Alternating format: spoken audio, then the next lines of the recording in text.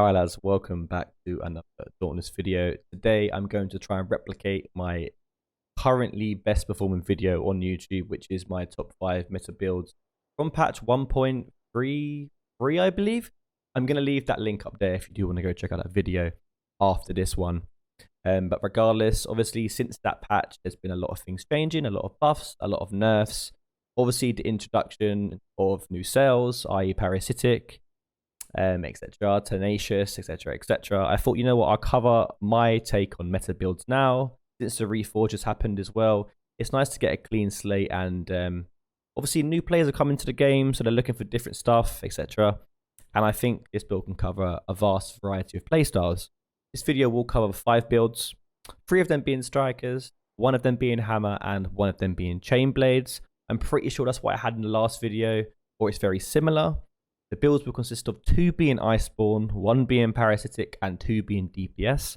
As you can tell, it's a wide range of playstyles, as I just mentioned.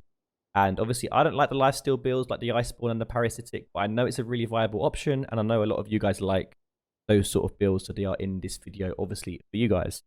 And obviously, and for the people who like the DPS builds, similar to me, there's a couple of them in here as well. Because I know you guys have been asking for my hammer build. Pretty good. And I hope you guys do enjoy that like the most. That's like my favorite build in this video. But to be fair, all of them are viable.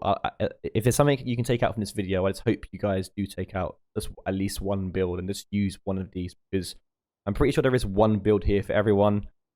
But yeah, let's just get straight into it. Instead of me explaining like I did last time, I'm gonna actually give you. I'm gonna go through the whole build, and then show you a run with that build, and then after that, I'm gonna show you the next build, show you a run, and I want to explain each and every single build and how it tailors towards the different playstyles, instead of me just putting a perk summary up next to the fight and then letting you guys figure it out. Because even though that's good, it's nice to explain to you why cells are in there, in my opinion. But let's start things off with the Malkarion Strikers Iceborn build. This is probably your generic build right now, and I'm pretty sure most people have a variant of this right now if you're using strikers, or even chain blades, to be fair. Anything, like most people are rocking Malkarion weapons right now. That's because you can dash between behemoths within a range of 150 meters, which is really nice for hunting grounds, because every time you kill a behemoth, you can dash to another one, kill another one, dash to another one. It just cuts down on slaying time. Also, you can get a nice shock rock mid hunt as well. So this build consists of a Catalyst, Zerka, Titan's Crash, Iconic Strike Plate, and +3 Uther Attainment, with the damage to behemoth's heads being +30. Shroud Helmet with Discipline. Boreas chest piece with Iceborn. Tordagora arms with Overpower. Boreas legs with Wild Frenzy, and Dras Lantern with Catalyst. This build has a Blitz, Frenzy, and Ether Drive tonic. It focuses on, obviously, the Blitz and the Frenzy, which is your damage and your attack buff, which is the normal trend in this video. The reason why we've gone with Ether Drive is just because we want to get as much re-ups of our Dras Lantern to get the shock proc as much as possible, hopefully more than one, and if not at least one in a fight. The perk summary is as there, and also all the builds will be in the description below, by the way, just so you guys know. This build obviously focuses on keeping you at a low life deficit of 475, I believe. Wild Frenzy, Discipline, Zerka, Rage, and Iceborn all pair up nicely to keep you at 50%. And normally you don't die from one hit because of the Iceborn. That paired up with the Overpower proc to give you the bonus damage when you do get staggers and break parts, and the Catalyst is really nice. Also, the AA is another 20% from Lantern Charge for your Drask shock procs. I'll now show you a run from this build, and hopefully you guys enjoy it, because I'm pretty sure most people have a variant of this build already set up.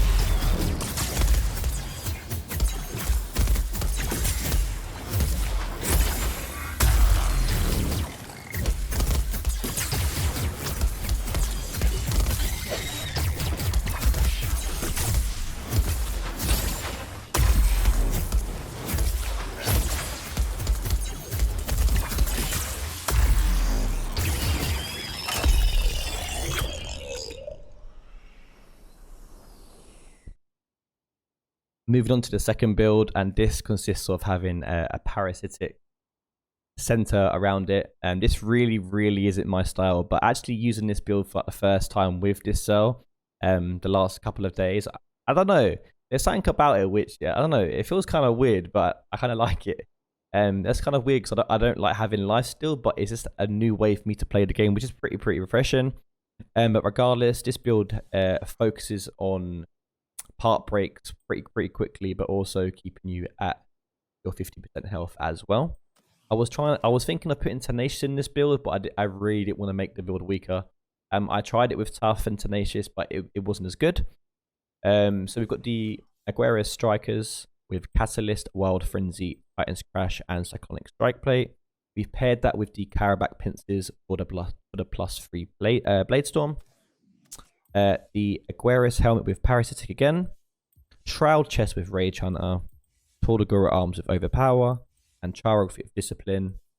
Finally, with the Embermane's Lantern with Catalyst. We've got the Blitz Frenzy as your normal staple for your Catalyst. And then Life Drain if you are running in trouble and you can't seem to stay alive. You can pop that bad boy and hopefully give you that nice little bit of extra life steal if need be. This build obviously focuses on you keeping, again, at 50% HP. No Zerka this time, so you're at 550, which is a much better cushion than 475 or 400 if you're +6 Zerka. It's really nice when you can get a break part from Blade Storm really quickly, obviously triggering Overpower quickly, and then obviously after you have got a quick break part, this normally does trigger Rage, like it normally does. Because after you broke something, Behemoth is normally at 3/4 health, and by this time, it will go into Rage. Rage Hunt is not really a perk which is used a lot because, well, for me anyway, because I like to speedrun stuff. But I think Rage Hunt is really nice for this build because it's not the most powerful build, but it obviously still does damage, but you will more than likely see a Behemoth in Rage. So it's nice to have that cushion of damage with the Rage Hunter. Very similar to the Iceborn build, but it offers a new style of playing, which is really refreshing, as I've already said. So I'll now show you a run with this particular build.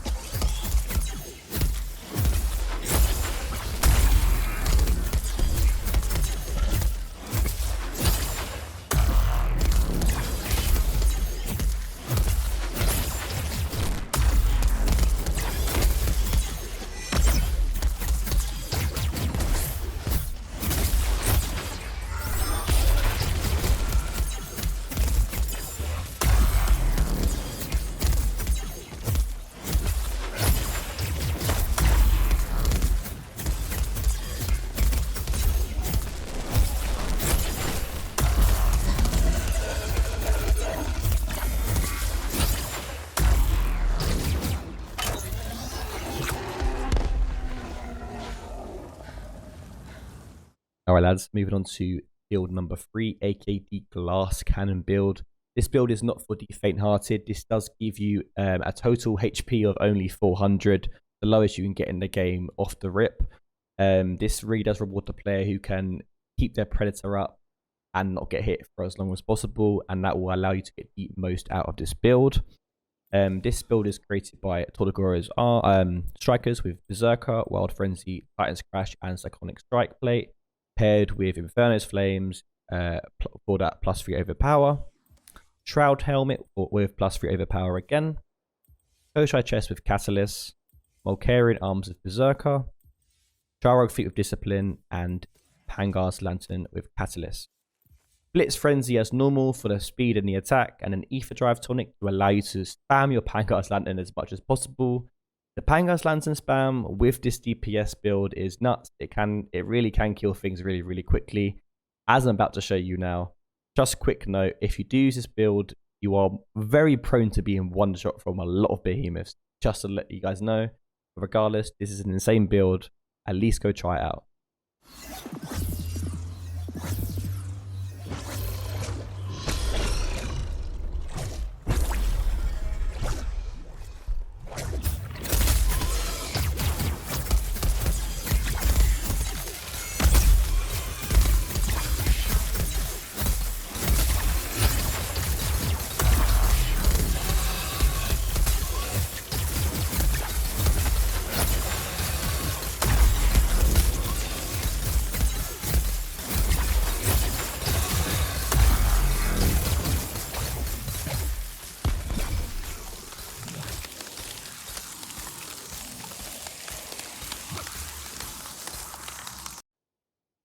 Moving swiftly on to another DPS build, but this time it's a hammer. So for you heavy weapon users out there, yes, you can put this exactly the same build with the Frax axe if you wish, but I think it's more beneficial with the hammer, and I prefer the hammer. So regardless, this build focuses on the exact same thing as before, but instead of us actually being at a 400 HP deficit, it will only put you at a 550 health deficit, allowing you to actually have more room for error. And the reason why I like that is because, one, I've replaced Berserker with Wild Frenzy for the hammer, allowing us to have +6 Wild Frenzy, making our attack speed insane for the hammer, which is really, really nice because it's really, really heavy. But at the same time, if you do get hit, you're not as prone to being one shot as the previous build. The build goes like this: Frax Hammer with Catalyst, Overpower, Mighty Landbreaker, Extended Clip, and bonded with the Stalker's Prize, giving you a +3 Wild Frenzy. We've got the Hellion Head with Wild Frenzy, Shroud Chest with Overpower, Malkarion Arms with Predator, Charog Feet with Discipline, and an Ember Mains Lantern for the attack speed even more with Catalyst. This time we've gone with Blitz, Frenzy, and Assault. Obviously, Assault Tonic, self-explanatory. We're using a hammer. You want to put things on the floor quick. You can change it to Ether Drive if you want, or even Concussion Grenades if you can't get boots with hammer, but it's your choice on that last slot. Like I already said, this build really does reward you again by keeping your Predator up. The better, the less times you get hit, the more frequent you're going to have Predator up, meaning more damage.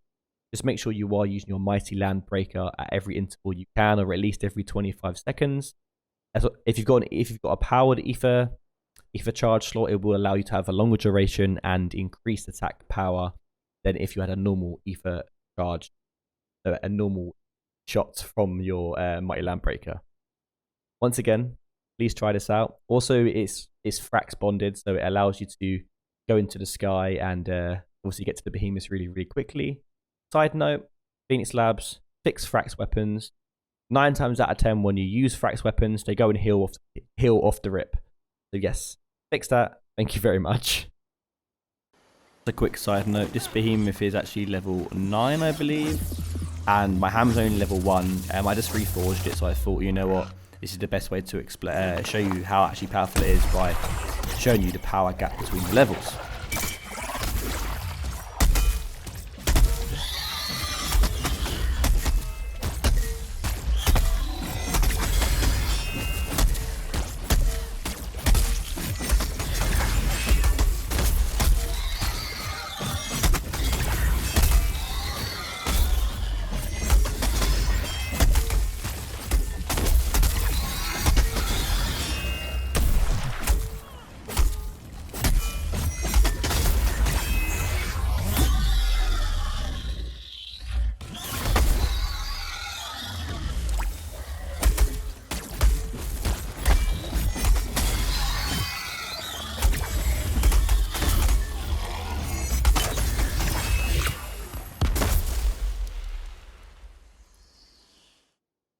Alright, let's move on to the last, final, and 5th build.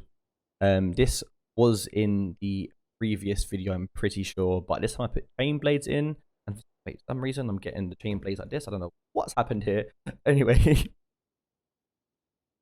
we've got this build focusing on keeping you at low HP as the same as the first build, but instead of us using the Malkarion weapons, we've got Tordagoro, allowing you to actually have more damage output potential. So this focuses on the Tordagoro chain blades, which will have Catalyst, Discipline, Reaper's Dance, the rated blades, and Inferno's Fangs, giving you the +3 overpower.